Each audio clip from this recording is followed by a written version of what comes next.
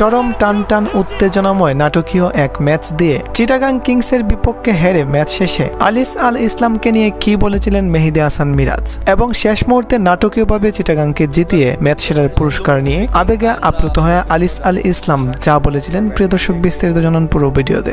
Final ম্যাচেও এমন চরম টান টান উত্তেজনাময় পরিস্থিতির তৈরি হয় না যেমনটা এবারের 2025 বিপিএল এর কোয়ালিফায়ার 2 খুলনা ভার্সেস চিটাগাং কিংসের ম্যাচে দেখা গেছিল। চরম নাটকীয় একটি ম্যাচ ছিল, আর ভাগ্য যেন পুরোপুরি সাপোর্ট দিচ্ছিল চিটাগাং কিংসকে, আর তা না হলে কোনোভাবেই এমন ম্যাচ জিততে পারত না চিটাগাং কিংস।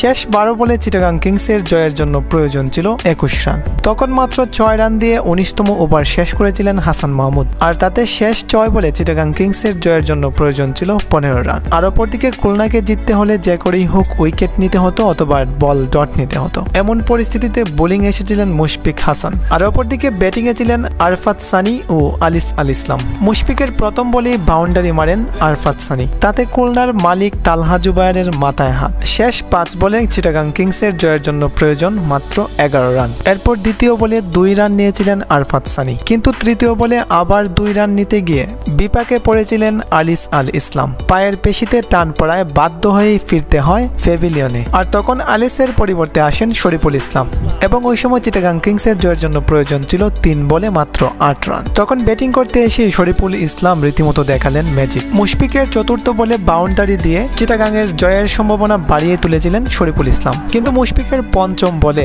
2 বলে 4 রান করে আক্ষেপ নিয়ে ফিরতে হয়েছিল শরীফুল। তখন ইনজুরি নিয়েই আবার ব্যাটিংয়ে আসতে হয়েছিল আলিস আল ইসলামকে, এবং তখন চিটাগাংকে জিততে হলে 1 বলে যে করেই হোক একটি বাউন্ডারি দিতে হতো। এমন পরিস্থিতিতে খুলনার মালিক তালহা জুবায়েরের চোখে মুখে হতাশার চাপ। পারবে কি মুশফিক যে করেই হোক একটি বল ডট নিতে? এ নিয়ে বেশ চিন্তিত ছিলেন মেহেদী হাসান মিরাজ। কিভাবে কি করতে হবে মুশফিককে বারবার বুঝিয়ে দিচ্ছিলেন অধিনায়ক মেহেদী মিরাজ, কিন্তু ভাগ্য যার সহায় থাকে তাকে কি কোনোভাবে আটকানো যায়? শেষ মুহূর্তে বাউন্ডারি মেরিয়ে দিয়েছিলেন আলিস আল ইসলাম, তাতে চরম নাটকীয়ভাবে জিতে গেছিল চিটাগাং কিংস। সেই সাথে মোহাম্মদ মিঠুনরা পৌঁছে গেছে এবারের 2025 বিপিএল এর ফাইনালের মঞ্চে। এদিকে নাটকীয়ভাবে চিটাগাংকে জিতিয়ে ম্যাচ সেরার পুরস্কার নিতে গিয়ে আলিস আল ইসলাম বলেছিলেন, রান নিতে যায় ইঞ্জুরিতে বললাম, তখন আমি সানি ভাই ডিসাইড করলাম যে আমি আসলে দৌড়াতে পারবো না। তো সানি ভাই বললো যদি দৌড়াতে না পারো তাহলে হয়তো বা বাইরে যাওয়াটাই বেটার। তো আমি আবার ব্যাক করলাম, তখন আমি সানি ভাইকে বলতেছিলাম ভাই আসলে যদি দেখেন কপালে যদি থাকি আমি 6 মেরে দেবো। তো সানি ভাই বললো 6 দরকার নাই, তুই 4ই মার। 4ই চলেছে, 4ই